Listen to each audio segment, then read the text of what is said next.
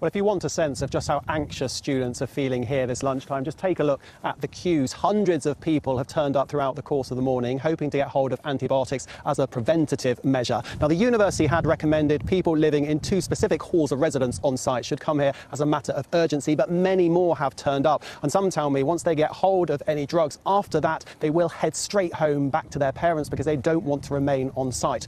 The emotions being felt here shared by a school down the road in Faversham, where a year 13 pupil has lost her life. She's called Juliet, described by her head teacher as kind and inspirational. Now, the UK Health Security Agency says it's working with the university here and with the school. Lauren Moss now has the latest. Hundreds of concerned students have been queuing since this morning in Canterbury for antibiotics after news emerged of the meningitis outbreak that's claimed 2 lives. 13 cases were confirmed between Friday and Sunday. One of those who's died is a student at the University of Kent.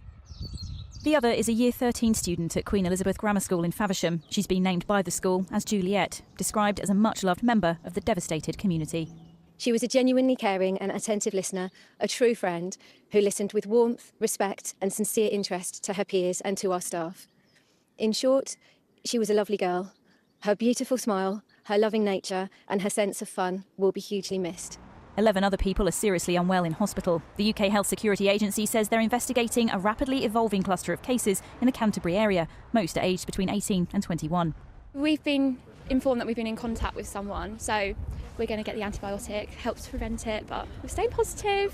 We haven't had any symptoms or anything, and she's in hospital getting treated, so she's okay. We've had contact with her. I've come along because we just want to, take precaution. We want the antibiotics. If I show any symptoms, I want to take the antibiotics. I want to feel safe. I've just been in my room the whole time, so I don't really know what's actually going on. But from what I'm seeing, it's kind of serious. So I am a bit wary. At least one of those who's fallen ill had been at Club Chemistry nightclub in Canterbury at the weekend. The club's owner says it'll be closed until further notice. Meningitis is an infection of the protective membranes that surround the brain and spinal cord and, although uncommon, can cause life-threatening sepsis and permanent damage to the brain or nerves. It's not known which strain of bacterial meningitis this outbreak is, but it's spread by close contact among those who are infected. An outbreak such as this can cause real devastation and fear in a campus community and way beyond, thinking about the people who may be affected. It underlines really quite starkly just the importance of people knowing about how to prevent meningitis through vaccination, but also to know the signs and symptoms. These symptoms can often present similar to a hangover or flu. They include high fever, headache, a stiff neck and sensitivity to light. Some of the other signs include drowsiness and a skin rash which doesn't disappear when you press down with a glass, vomiting and seizures.